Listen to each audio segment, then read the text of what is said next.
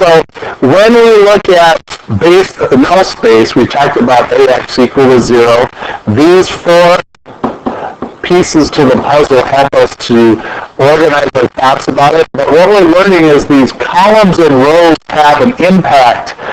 And when we look at elementary row operations, like Gaussian stuff, when you do change to ones and zeros, or when we do reduced row echelon form, what's cool is that the columns and the rows can be used as information that we can use to verify whether we can solve something or not. And so what we'll see is if you do these changes or change it to reduced row echelon form, that result is not changing the matrix. It just helps us to redefine it. The same with the columns, and I'll show you that in a little bit. 3 is what I've just said about row echelon form. These are more general cases. Would you put a little star next to these two? The row rank of the matrix. How many of you have ever heard of the Jetsons? You know who Astro is? Astro would always talk of row rank. When I hear the words row rank, I think of Rastro rocking, because that's what he'd always do. He'd always put star in front. But anyway, row rank has nothing to do with the Jetsons. Matrix A is the dimension of the row space. It's the number of rows needed for the nullity.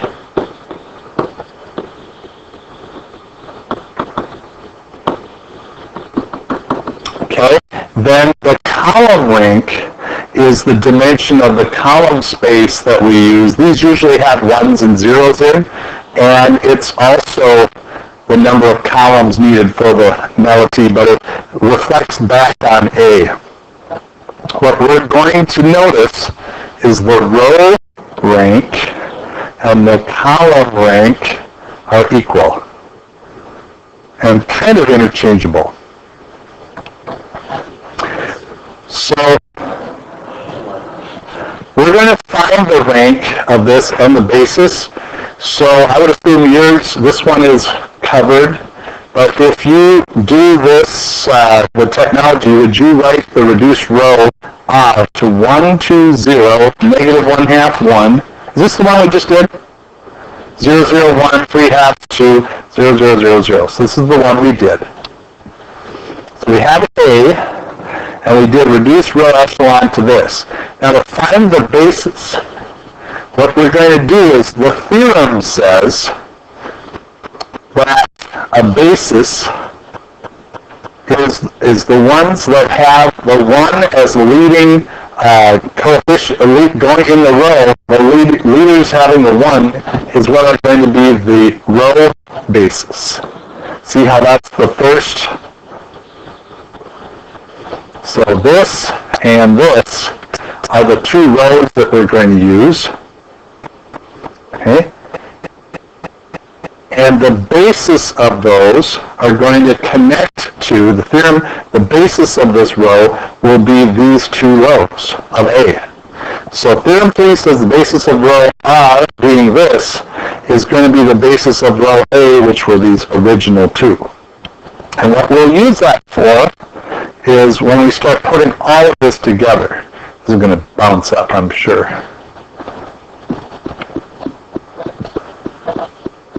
Okay, so the column basis is, if you go back to R, and you see how the column of, these are for the reduced row echelon of A. See how those are 1, 0, 0 and 0, 1, 0. Those are the column spaces of R. They're going to match to what in A? The same columns in A. 1, 2, 3 and 1, 0, 1. So we've got the column, if they're, like, we got a little bit of terminology here, but it'll start to pull together in a little bit. Then, yeah. Did you pick those two columns because those are the same, like those are the rows with the basis for the row space, like the one of them? Yes, it's where the leading one is. Does that make sense? So all this is telling us then is that the rank of A, which is 2, 1, 2, is equal to the row rank of A, which is also 1, 2, right? So the row rank of A and the column rank of A are equal to 2. This next method is going to put a little context to this column row business. An alternative method for finding the basis, again when finding the basis, please, is to do a transformation of A, and then and we still do the reduced row echelon, and then the leading ones in the column. Before we had leading ones in the row, now it's leading ones in the column will form the basis. And then we write down the basis for the row space of A, which is the column. So just like what you just did, if we go using the transpose method, we transpose it to this. Okay? Now take your calculators and put this in. Now it's a 5 by 3. Put that in, and let's use the technology, get reduced row echelon. Did this work? Oh, you didn't get that? I think. All right. So, assuming we were able to do this into a reduced row echelon, anybody get it? Is that a no? So, the first two columns of R form the basis, okay, for the column space. So these are the first two columns, here and here. Now, once we get that, just for future knowledge, if you look at M as the number of rows that you put into your calculator, N as the number of columns, in your calculator, M has to be less than or equal to N. So if you try to put in a 5 by 3, it isn't going to work. But if you put in a 5 by 5, it'll work. A 5 by 6 will work, etc. So that was something we learned with the calculator. Okay, then the first two columns form the basis for the column space of R. So these are the two bases for R, and these are the two bases for A. Okay, what's the dimension of this? 2, right? And so let's add this one together. So we're going to transpose this one.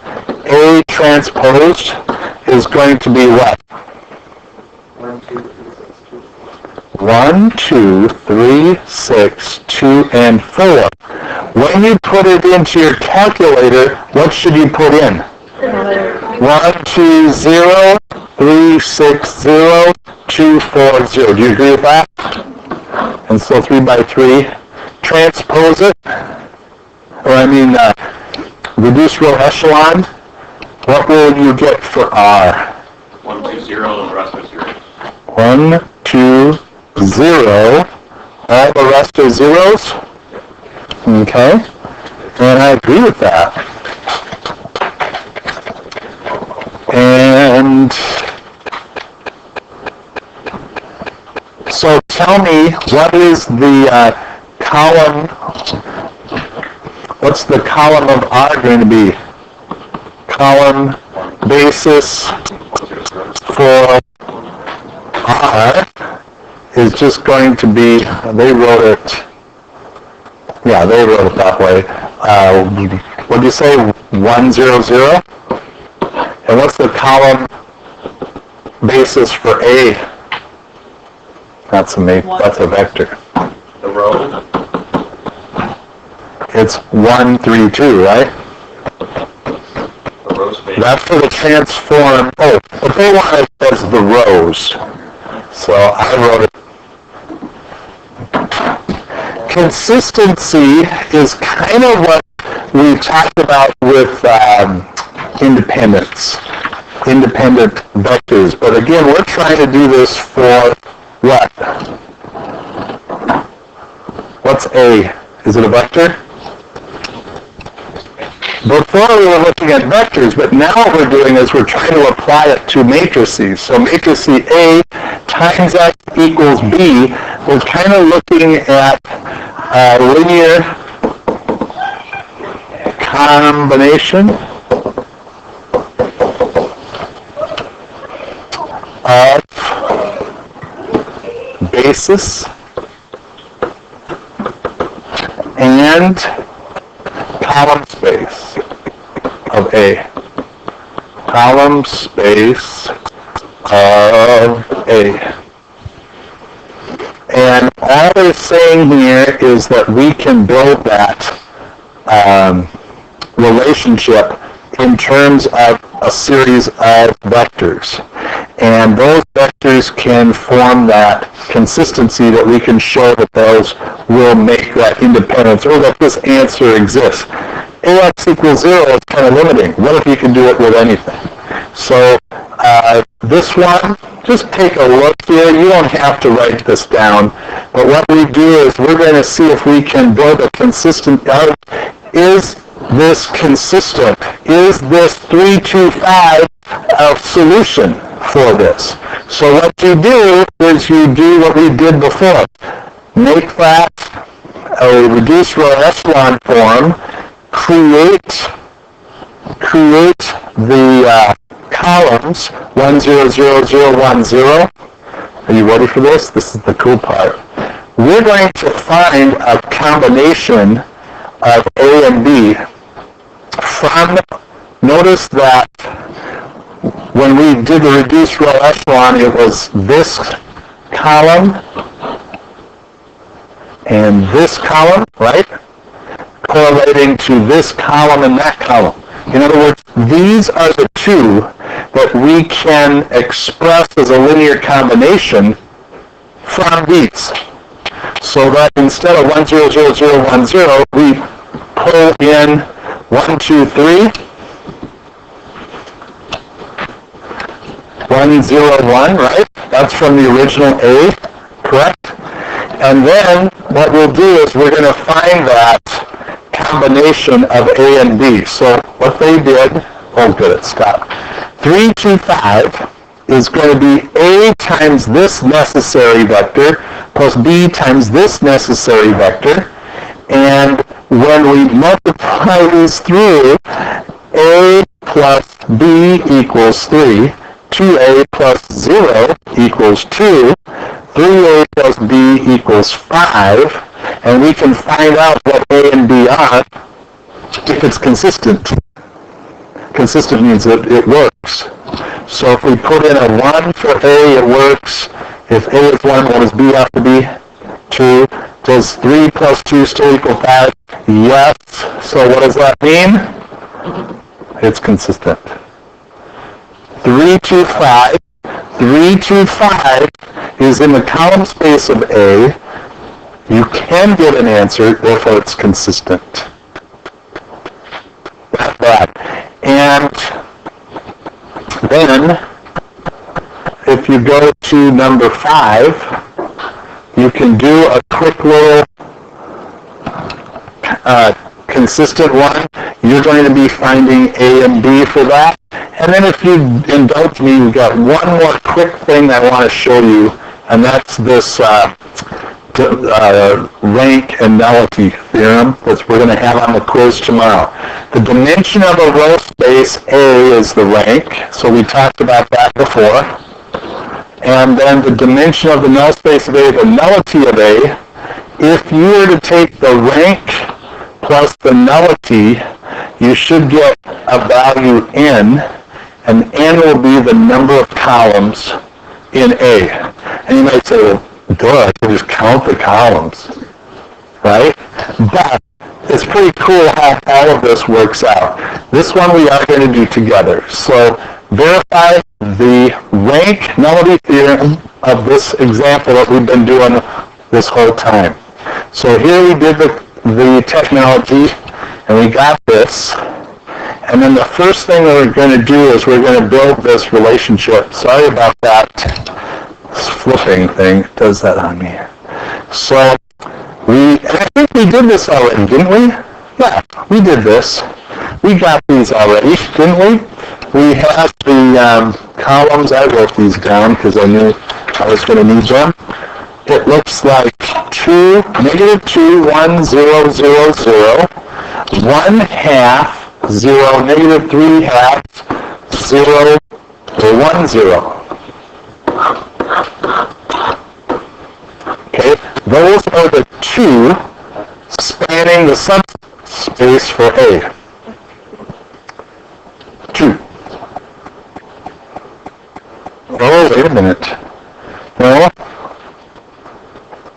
Oh, it's different.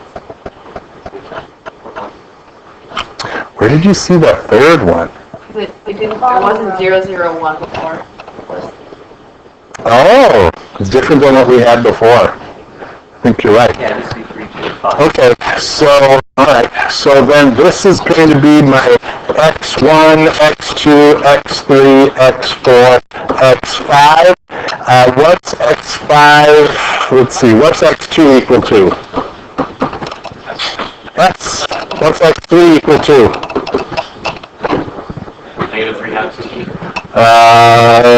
Yeah, where's the other? Here, x4 is what I was looking for. That's t, right? And then you can get these, and it looks like x5 is equal to what?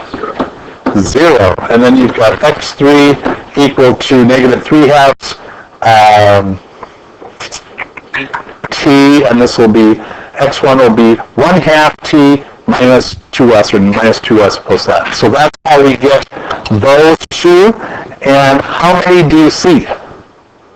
2. So that's the nullity of A, which is 2. Okay? The next thing we're going to do is we're going to transpose the basis. Okay?